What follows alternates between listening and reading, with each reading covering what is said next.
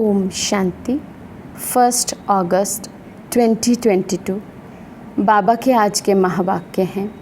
बाबा समझाते, मीठे बच्चे, बाप जो ज्ञान की मीठी मीठी बातें सुनाते हैं वे धारण करनी हैं। बहुत मीठा शीरखंड बनकर रहना है, कभी लून पानी नहीं होना है। प्रश्न है, किस महामंत्र से तुम बच्चों को नई राजधानी का तिलक मिल जाता है? बाबा समझाते, बाप इस समय तुम बच्चों को महामंत्र देते हैं। मीठे लाडले बच्चे, बाप और वर्षे को याद करो। घर गृहस्थ में रहते कमल फूल समान रहो तो राजधानी का तिलक तुम्हें मिल जाएगा। बाबा कहते, क्या करना है हमें? कमल फूल समान पवित्र जीवन जीना है तो राजधानी का तिलक मिल जाएगा। बस सबको यही संदेश देना है। बाबा आ चुके हैं, बाबा को याद करो और अपने वर्षे को याद करो। दूसरा प्रश्न है, कहा जाता जैसी दृष्टि वैसी सृष्टि, ये कहावत क्यों है? बाबा समझाते, इस समय के मनुष्य जैसे पतित हैं, काले हैं, ऐसे अपने पूज्य देवताओं को, लक्ष्मी नारायण राम सीता को, शिव बाबा को भी काला बनाए उनकी पूजा करते हैं। समझते नहीं इसका अर्थ क्या है, इसलिए ये कहावत है। गीत है, मुखड़ा देख ले प्राणी। ओम शांति। मीठे मीठे सीखे लदे बच्चों ने गीत की लाइन सुनी कि दिल रूपी दर्पण में देखो कि कितना पाप और कितना पुण्य किया है। पाप और पुण्य दिल रूपी दर्पण में विचार किया जाता है ना। ये तो है ही पाप आत्माओं की दुनिया। पुण्य आत्माओं की दुनिया सत्युग को कहा जाता है। यहाँ पुण्य आत्मा कहाँ से आए? सब पाप ही करते रहते हैं, क्योंकि रावण राज्य है। खुद कहते भी हैं, हे पतित पावन आओ। हम जानते हैं कि भारत ही पुण्य आत्माओं का खंड था। कोई पाप नहीं करते थे। शेर बकरी इकट्ठा पानी पीते थे, शीरखंड थे। बाप भी कहते हैं, बच्चे शीरखंड बनो। पुण्य आत्माओं की दुनिया में तमो प्रधान आत्मा कहाँ से आए? अभी बाप ने रोशनी दी है। तुम जानते हो कि हम सतो प्रधान देवी देवता थे।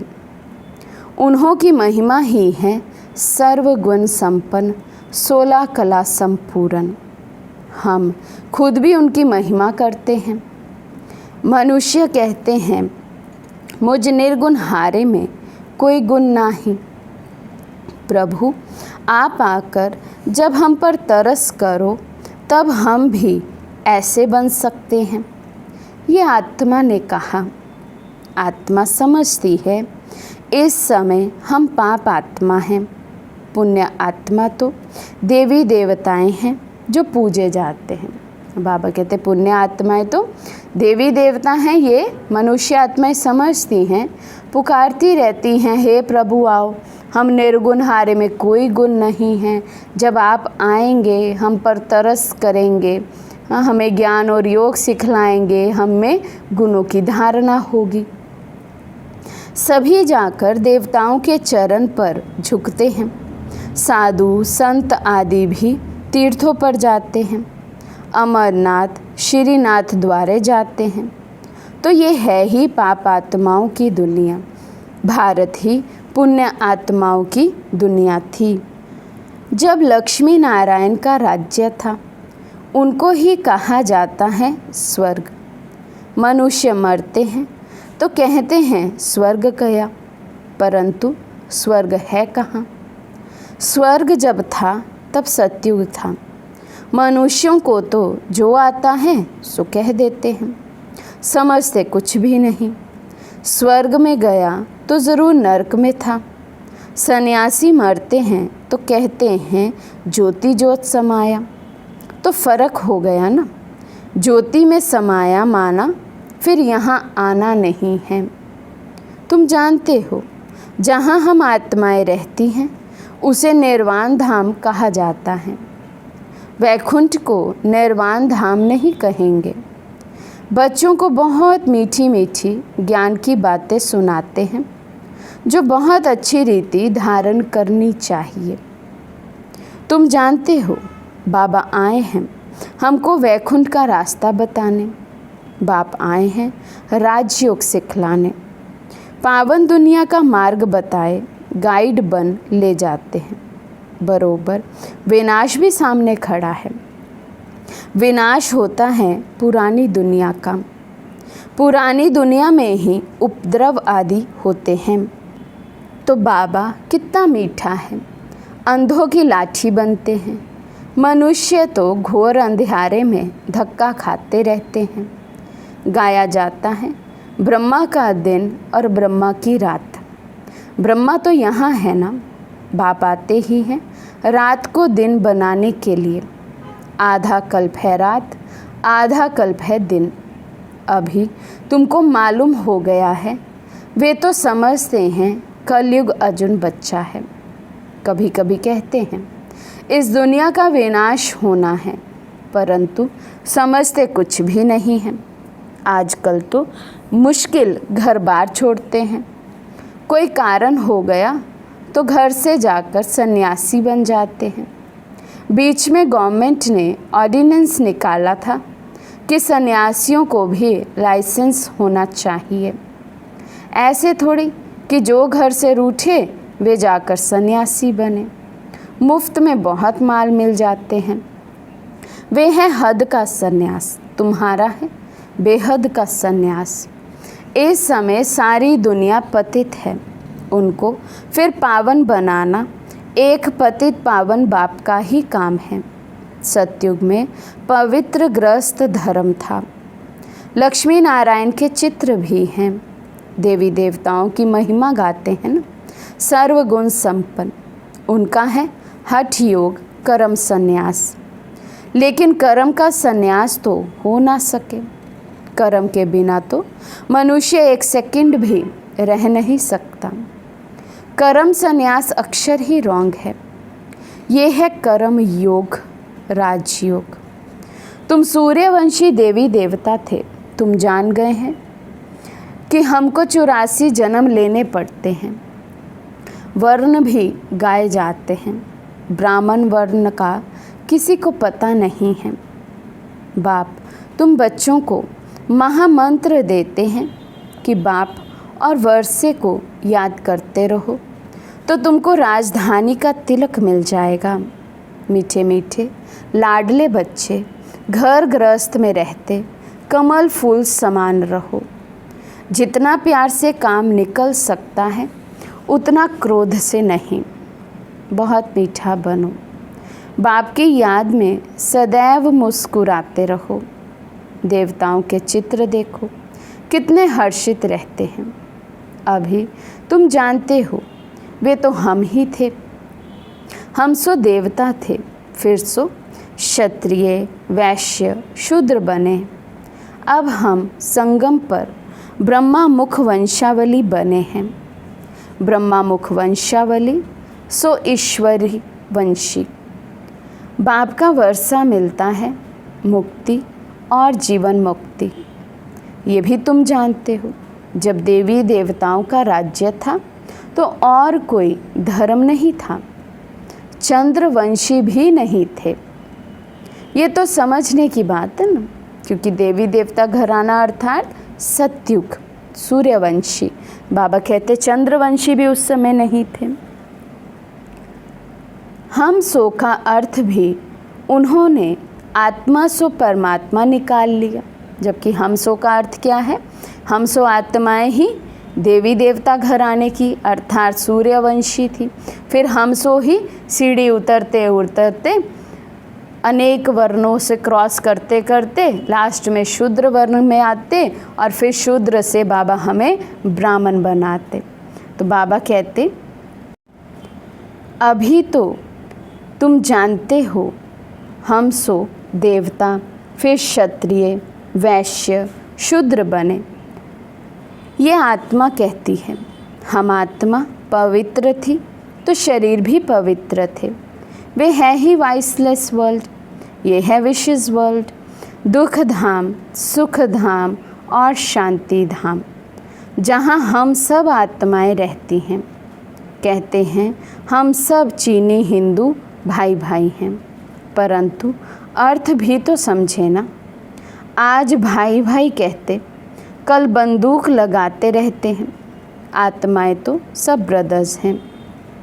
परमात्मा को सर्वव्यापी कहने से सब फादर हो जाते हैं। फादर को वर्षा देना है, ब्रदर्स को वर्षा लेना है। रात दिन का फर्क हो जाता है। वे तो पतित पावन है ना, उनसे ही पावन बनना है। हम मनुष्य से देवता बनना चाहते हैं। ग्रंथ में भी मनुष्य से देवता गाया भी जाता है। सेकंड में जीवन मुक्ति। हम देवताएं जीवन मुक्त थे, अभी जीवन बंध बने हैं। रावण राज्य द्वापर से शुरू होता है, फिर देवताएं वाम मार्ग में जाते हैं। ये निशानियां भी रखी हैं। जगन्नाथपुरी में देवताओं के भी बहुत गंदे चित्र हैं। आगे तो ये समझ में नहीं आता था, अब कितना समझ में आया है। वंडर खाते थे कि देवताओं के ऐसे गंदे चित्र यहाँ कैसे लगे हैं। और अंदर काला जगन्नाथ बैठा है। श्रीनाथ द्वारे में भी काले चित्र दिखाते हैं। ये किसी को पता नहीं है कि जगन्नाथ की शक्ल काली क्यों दिखाई है। कृष्ण के लिए कहते हैं उनको सर्प ने डसा। राम को क्या हुआ? नारायण की शक्ल भी सांवरी दिखा देते हैं, शिवलिंग भी काला दिखाते हैं, सब काला ही काला दिखाते हैं। जैसी दृष्टि वैसी सृष्टि। तो बाबा कहते जैसी अपनी सोच हो गई मनुष्य आत्माओं की काली, वृत्तियाँ हो गई काली, पतित बन गए, पाप आत्माएं बन गए, वैसे ही देवी देवताओं के जड़ चित्र, भगवान के, उनके भी सबके चित्र काले बनाने शुरू कर दिए। बाबा कहते इस समय है ही सब पतित काले, तो भगवान को भी काला बना दिया है। पहले पहले शिव की पूजा करते थे, हीरों का लिंग बनाते थे, अब वे सब चीज़ें गायब हो गई हैं। ये तो मोस्ट वैल्यूएबल चीज़ें हैं। पुरानी चीज़ का मान कितना होता है। पूजा शुरू हुए 2500 वर्ष हुए, तो इतने पुराने होंगे और क्या। पुराने पुराने चित्र देवी देवताओं के हैं। ये फिर कह देते हैं लाखों वर्ष के हैं। अभी तुम जानते हो 5000 वर्ष पहले भारत स्वर्ग था, अभी कलयुग है, विनाश सामने खड़ा है। सबको जाना है, बाप ही सबको ले जाते हैं। ब्रह्मा द्वारा तुम ब्राह्मण बने, फिर तुम देवताएं पालना करेंगे। ये बातें कोई भागवत गीता में नहीं हैं। बाप कहते हैं ये नॉलेज गुम हो जाती है। लक्ष्मी नारायण तो त्रिकालदर्शी नहीं है, फिर ये ज्ञान परंपरा कैसे चल सकता है। तुम ही इस समय त्रिकालदर्शी हो। सबसे अच्छी सेवा इस समय तुम करते हो, तो तुम हो सच्चे सच्चे रूहानी सोशल वर्कर। तुम अभी आत्म अभिमानी बनते हो। आत्मा में जो खाद पड़ी है वे कैसे निकले। बाप जौहरी भी है ना। सोना में आयरन की खाद पड़ते पड़ते आत्मा पतित हो गई है, अब पावन कैसे बने। बाप कहते हैं हे आत्मा माम एकम याद करो। पतित पावन बाप श्रीमत देते हैं। भगवान उवाच हे आत्माएं तुम्हारे में खाद पड़ती है, अभी तुम पतित हो। पतित फिर महात्मा थोड़ी हो सकते हैं। एक ही उपाय है मामेकम याद करो। इस योग अग्नि से तुम्हारे विक्रम दग्ध होंगे। कितने आश्रम हैं, अनेक प्रकार के हठ योग के चित्र लगे हुए हैं। ये है योग अथवा याद की भट्ठी। भलग्रस्त व्यवहार में रहो, भोजन आदि बनाओ, बच्चों की संभाल करो। अच्छा, सवेरे तो टाइम है ना। कहा भी जाता है, राम सिमर प्रभात मोरे मन। आत्मा में बुद्धि है। भक्ति भी सवेरे करते हैं। तुम भी सवेरे उठ बाप को याद करो, विक्रम विनाश करो। सारा खिचड़ा निकल आत्मा कंचन बन जाएगी, फिर काया भी कंचन मिलेगी। अभी तुम्हारी आत्मा 2 कैरेट भी नहीं है। भारत के देवी देवताओं के 84 जन्मों का हिसाब लेना पड़े। वर्ल्ड की हिस्ट्री ज्योग्राफी रिपीट होती है, परंतु आयु कितनी है ये जानते नहीं। कल्प की आयु को ही नहीं जानते। बाप कहते हैं, मैं आया हूँ श्रीमत देने, श्रेष्ठ बनाने। याद की अग्नि से ही खाद निकलेगी और कोई उपाय नहीं है। बच्चों को बहादुर बनना है, डरो मत। जिनका रक्षक खुद भगवान बाप बैठा है, उनको किससे डरना। तुम्हें कोई श्राप आदि क्या देंगे, कुछ भी नहीं। अच्छा, मीठे मीठे सिकी लदे बच्चों प्रति माता पिता बाप दादा का याद प्यार और गुड मॉर्निंग। रूहानी बाप की रूहानी बच्चों को नमस्ते। हम रूहानी बच्चों की रूहानी बाप दादा को दिल व जान सिक व प्रेम से नमस्ते नमस्ते नमस्ते जी। धारणा के लिए मुख्य सार। फर्स्ट पॉइंट, कोई भी काम प्यार से निकालना है, क्रोध से नहीं। बाप की याद में सदा हर्षित रहना है, सदा देवताओं जैसे मुस्कुराते रहना है। सेकंड पॉइंट, आत्मा में जो खाद पड़ी है वे याद की अग्नि से निकालनी है। विक्रम विनाश करने हैं, बहादुर बन सेवा करनी है, डरना नहीं है। आज का वरदान है, सर्व कर्म इंद्रियों को लॉ और ऑर्डर प्रमाण चलाने वाले मास्टर सर्वशक्तिमान भव। सर्व कर्म इंद्रियों को लॉ और ऑर्डर प्रमाण चलाने वाले मास्टर सर्वशक्तिमान भव। मास्टर सर्वशक्तिमान राजयोगी वे हैं जो राजा बनकर अपनी कर्म इंद्रियों रूपी प्रजा को लॉ और ऑर्डर प्रमाण चलाएं। जैसे राजा राज्य दरबार लगाते हैं, ऐसे आप अपने राज्य कारोबारी कर्मेंद्रियों की रोज़ दरबार लगाओ और हालचाल पूछो कि कोई भी कर्मचारी अपोजिशन तो नहीं करते हैं, सब कंट्रोल में हैं।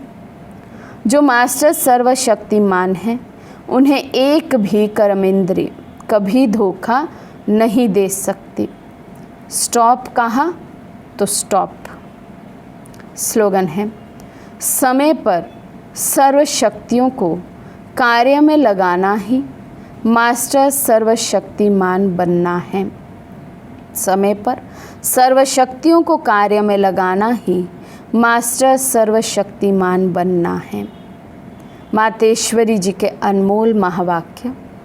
फर्स्ट पॉइंट, वास्तव में ज्ञान प्राप्त करना तो एक ही सेकंड का काम है, परंतु अगर मनुष्य एक सेकंड में समझ जाएं तो उनके लिए एक ही सेकंड लगता है।